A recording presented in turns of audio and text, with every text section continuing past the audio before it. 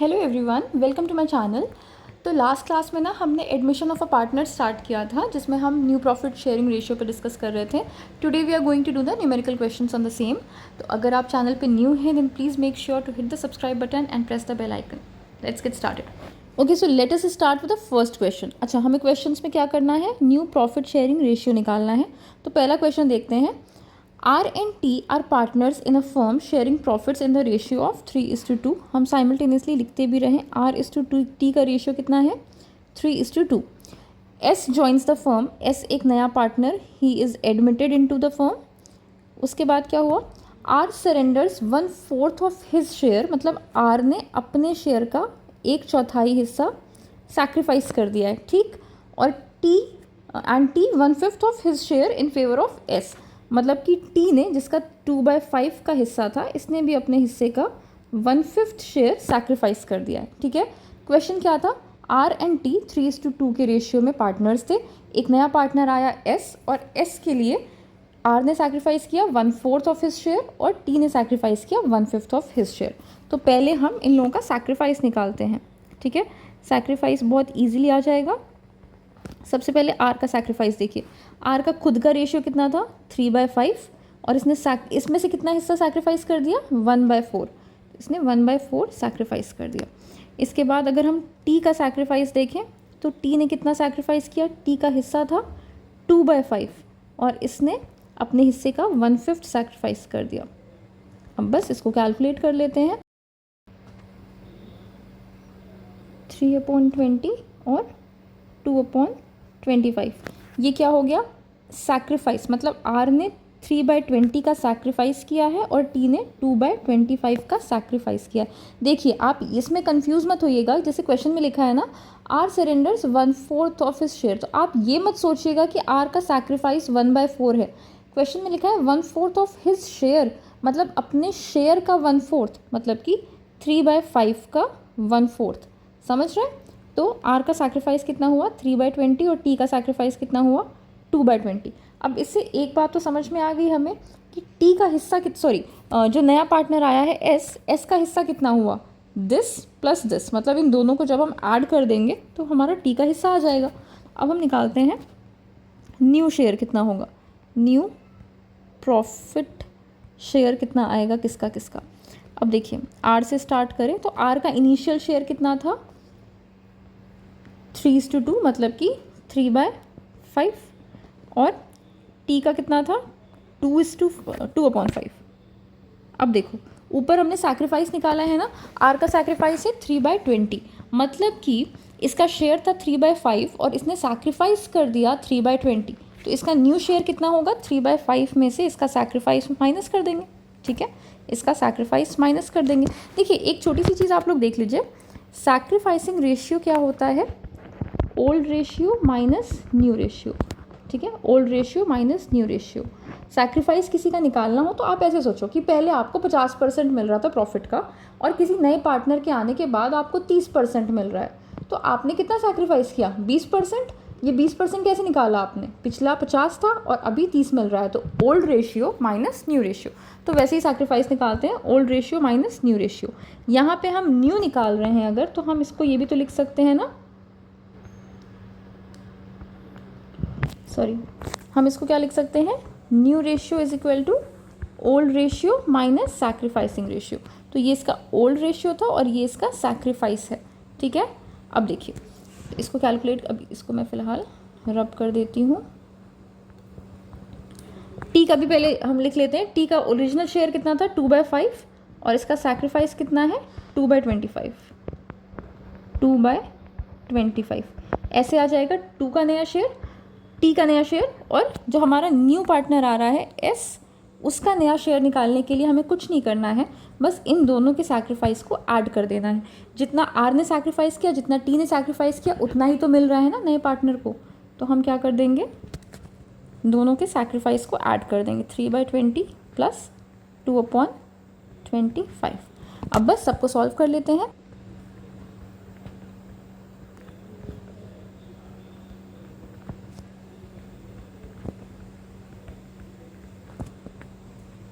LCM ले लेंगे इसका। 25, 5 2 7 10, ये आपका आ जाएगा 8/20 एंड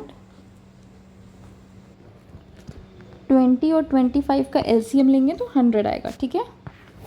5 3 ज़ार 15 और 25 4 2 ज़ार 8 प्लस 23/100।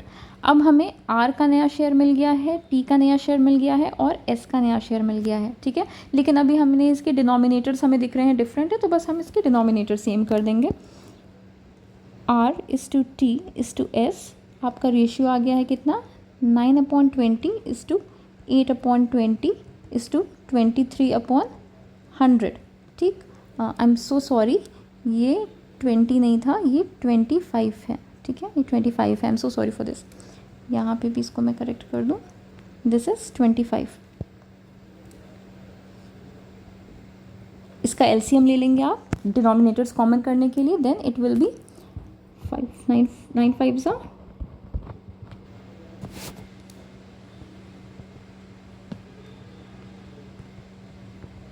तो आपका आंसर क्या आ जाएगा, 45:32:23, ठीक है। ये आपका है न्यू प्रॉफिट शेयरिंग रेशियो। अब हम आते हैं नेक्स्ट क्वेश्चन पे। नेक्स्ट क्वेश्चन क्या है मेरा, A and B are partners, A और B पार्टनर्स थे, they admit C for 1/4 share. अच्छा, इन्होंने पहले के पार्टनर्स का शेयर नहीं दिया है और क्या दिया है कि C जो नया पार्टनर आया है वो 1/4 शेयर के लिए आया है। इन फ्यूचर में क्या होगा, A और B का प्रॉफिट शेयरिंग रेशियो होगा 2:1।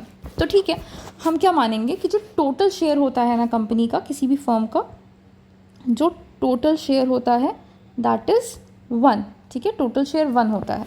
तो अब अगर C आया है 1/4 शेयर के लिए, ठीक है, तो रिमेनिंग शेयर कितना हुआ, अगर C 1/4 शेयर के लिए आया है तो रिमेनिंग शेयर कितना होगा, 1 में से हम 1/4 माइनस कर देंगे, तो मेरा आंसर क्या आएगा, 3/4। मतलब ऐसे देखो, 1 पूरी फर्म का शेयर था, C का हमें नया शेयर दिया हुआ है 1/4। अब अगर हम पूरे शेयर में से C का शेयर माइनस कर देंगे तो हमें किसका शेयर मिल जाएगा, A और B का। मतलब ये 3/4 में ना A का भी शेयर है और B का भी शेयर है, और लिखा क्या है कि इनका शेयरिंग रेशियो क्या था फ्यूचर में, 2:1। तो बस अब सिंपली निकाल लेंगे। A का शेयर आपका कैसे आएगा, 3/4 का 2/3, और जब B का शेयर निकालोगे तो क्या हो जाएगा, 3/4 का 1/3।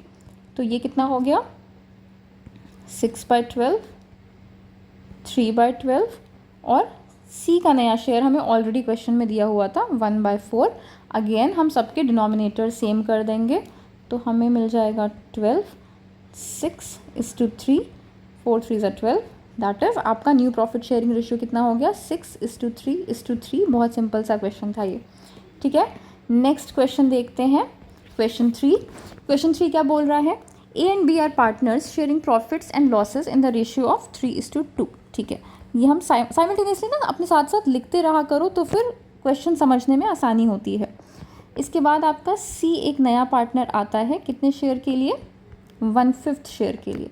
अब क्या लिखा हुआ है, C acquires 1/5 of his share from A and 1, ठीक है, C को जो 1/5 हिस्सा मिला है ना अपने शेयर का, वो A से मिला है, और 4/5 हिस्सा B से मिला है। अब इसका मतलब समझते हैं। हम सबसे पहले ना सैक्रिफाइस निकालते हैं A और B का। अब देखो A ने कितना सैक्रिफाइस किया है, लास्ट पॉइंट ना फिर से पढ़ना, last line, C acquires 1/5 of his share from A। मतलब C के शेयर का 1/5, C कितने शेयर के लिए आया है, 1/5 शेयर के लिए आया है। मतलब 1/5 शेयर का फिर से 1/5 शेयर का 1/5 हिस्सा उसे A ने दिया है, मतलब ये क्या हो जाएगा, A का sacrifice. In the same way B का सैक्रिफाइस कितना है, 4/5 हिस्सा। C का शेयर कितना था, 1/5, और ये क्या बोल रहे हैं कि C के शेयर का 4/5 हिस्सा हमें B से मिला है, मतलब 1/5 इंटू 4/5। तो ये क्या आ जाएगा आपका, 1/25 A का सैक्रिफाइस है, और B का सैक्रिफाइस कितना है, 4/25। सैक्रिफाइस आ गया। अब तो न्यू रेशियो निकालना इजी है, जैसे हमने पहले वाले क्वेश्चन में किया था वैसे ही करेंगे। न्यू रेशियो कैसे निकालेंगे, old ratio minus sacrifice. New ratio निकालने के लिए पहले ए का देखो, ए का इनिशियल शेयर कितना था 3:2, मतलब कि 3/5, और 3/5 में इसने सैक्रिफाइस कितना किया 1/25। बी का देखते हैं, बी का इनिशियल शेयर कितना था 3:2 में, मतलब 2/5, और इसने सैक्रिफाइस कितना किया 4/25। ठीक है, तो आप इसको 25, 5 3 15 -1 दैट इज 14/25 ए का शेयर है। बी का शेयर कितना होगा 25, 5 2 10 -4 दैट इज 6/25। और सी का शेयर अगेन हमें निकालने की ज़रूरत नहीं है, जितना ए ने सैक्रिफाइस किया है और जितना बी ने सैक्रिफाइस किया है उतना मिला के भी आ जाएगा। हमें क्वेश्चन में डायरेक्टली भी गिवन है 1/5। ठीक है, तो सी कितने शेयर के लिए आ रहा है 1/5 शेयर के लिए। तो हम यहाँ पे ऐसे भी कर देते हैं, तो हमें डिनोमिनेटर सेम नहीं करने पड़ेंगे। 1/25 प्लस 4/25, तो ये आपका कितना आ गया 5/25। तो मेरा प्रॉफिट शेयरिंग रेशियो क्या हो गया नया 14:6:5। सिंपल सा क्वेश्चन था ना, देखने में आप लोगों को लग रहा होगा कि इसमें सैक्रिफाइस नहीं निकल पाएगा, बट देखो कितनी ईजिली सॉल्व हो गया। अब हम नेक्स्ट क्वेश्चन पे आते हैं, that is question number 4 which says X Y and Z were partners in the ratio of 3:2:1। अच्छा, इसमें 3 पार्टनर्स दिए हैं, एक्स वाई जी किस रेशियो में पार्टनर्स हैं 3:2:1। इसके बाद क्या लिखा है डब्लू ने ज्वाइन कर लिया है, डब्लू एडमिट्स कितने शेयर के लिए, ये भी हमें दिया हुआ है 1/6 शेयर के लिए। इसके बाद हमें एक छोटी सी इन्फॉर्मेशन दी है, Z would retain his original share. Z का शेयर कितना था 3:2:1, मतलब कि 1/6। 3 + 2 5, 5 + 1 6, तो 1/6 शेयर था जेड का, and he is going to retain his share. अब ऐसे देखो, डब्लू का शेयर हमें पता है 1/6 है, जेड का शेयर भी हमें पता है कितना है 1/6 है। तो अब ये क्वेश्चन कैसे सॉल्व करते हैं, ये देखिए। अगेन हम पूरी फर्म का शेयर कितना मानेंगे, टोटल शेयर मानेंगे पूरी फर्म का। आफ्टर जब ये डब्लू ने ज्वाइन कर लिया है ना, उसके बाद की बात है, पूरी फर्म का शेयर हम मानेंगे कितना 1। ठीक है, अब हमें दो लोगों का शेयर पता है, डब्लू का पता है 1/6 और जेड का भी पता है कितना 1/6। तो रिमेनिंग शेयर निकाल लीजिए। तो जो रिमेनिंग शेयर होगा वो किसका होगा एक्स और वाई का। रिमेनिंग शेयर कितना है 1 माइनस 1/6 माइनस 1/6। अच्छा, मैंने 2 बार 1/6 क्यों माइनस किया है, एक 1/6 जेड का है और एक 1/6 डब्लू का है। ठीक,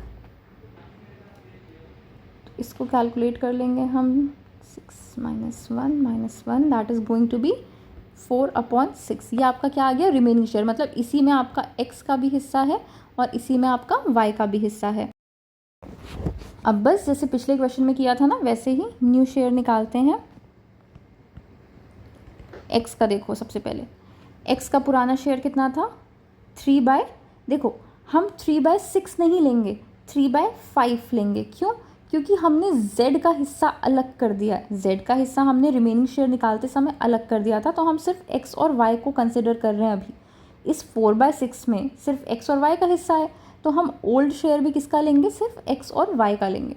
तो न्यू शेयर जब निकालेंगे तो हमने x का हिस्सा पहले कितना था 3/5 इंटू कितना 4/6, जो हमने यहाँ पे निकाला रिमेनिंग शेयर में 4/6। और ऐसे ही y का निकाल लेंगे, तो y का पुराना हिस्सा था 2/5 इंटू 4/6।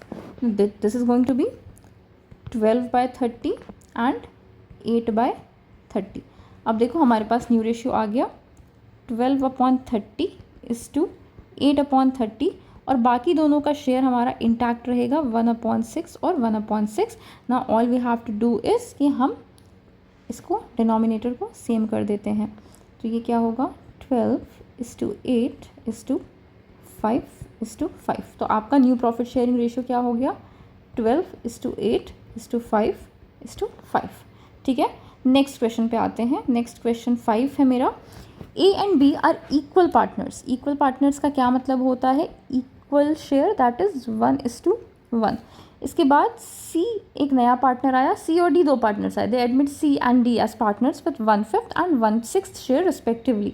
सी आया 1/5 शेयर के लिए और डी आया कितने शेयर के लिए, 1/6 शेयर के लिए। हमें क्या निकालना है, new profit sharing ratio. Same काम जो हमने पीछे वाले क्वेश्चन में किया था ना वही करेंगे। हम निकालेंगे रिमेनिंग शेयर। पूरी फर्म का शेयर कितना होता है, अब आप लोगों को पता है 1 होता है, तो रिमेनिंग शेयर हम निकालेंगे 1 माइनस 1/5 माइनस 1/6। ये सी का शेयर भी निकाल दिया हमने। देखो टोटल शेयर में किसका किसका शेयर होगा, बहुत ध्यान से समझना, ठीक है। टोटल शेयर में होगा A plus B plus C plus D का शेयर, ठीक है, ये टोटल शेयर है। अब इसमें से अगर हम सी और डी का शेयर निकाल दे रहे हैं जो हमने यहाँ पे निकाला हुआ है, तो किसका शेयर बच जाएगा, ए और बी का। और उसके बाद हम उनकी पुरानी रेशियो के बेसिस पे और नए शेयर के बेसिस पे उनका न्यू प्रॉफिट शेयरिंग रेशियो निकाल लेंगे। तो रिमेनिंग शेयर कितना आएगा,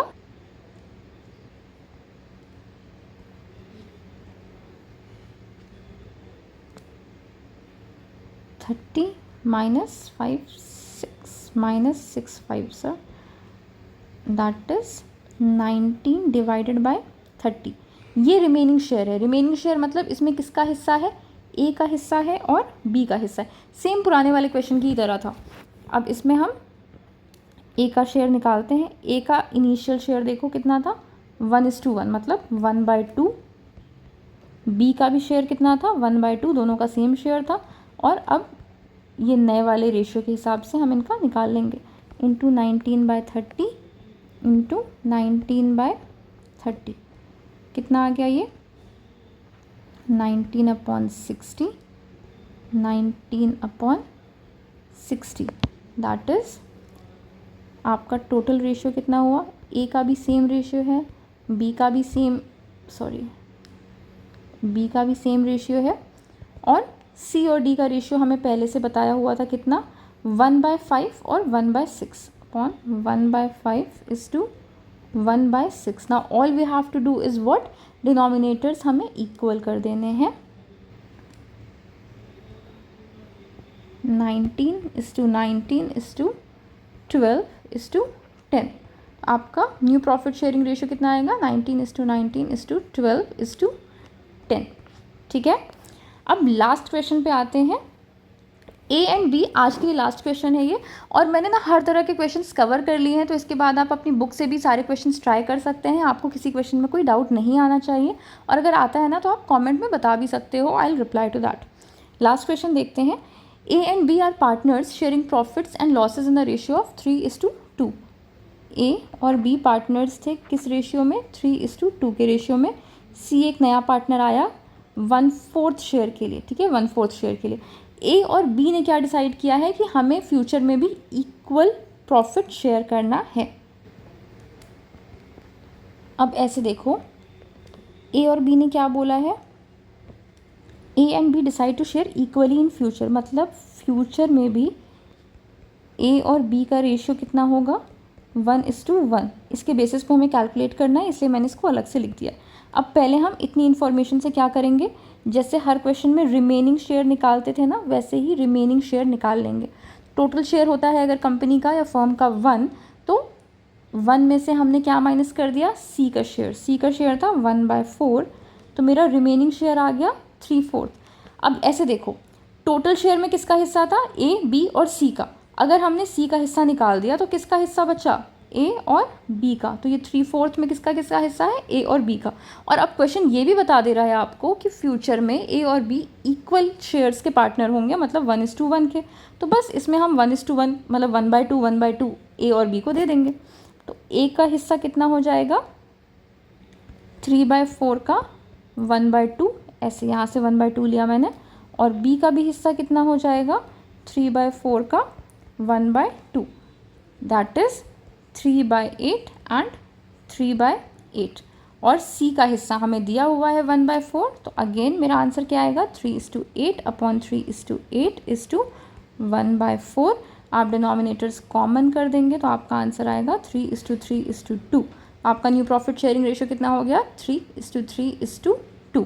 आई होप आपको इतने क्वेश्चंस क्लियर हो गए होंगे। कोई डाउट है तो आप कमेंट करके बता सकते हैं। अगर लेक्चर पसंद आया हो then please give it a thumbs up and subscribe to my channel and share the video with your friends. Thank you.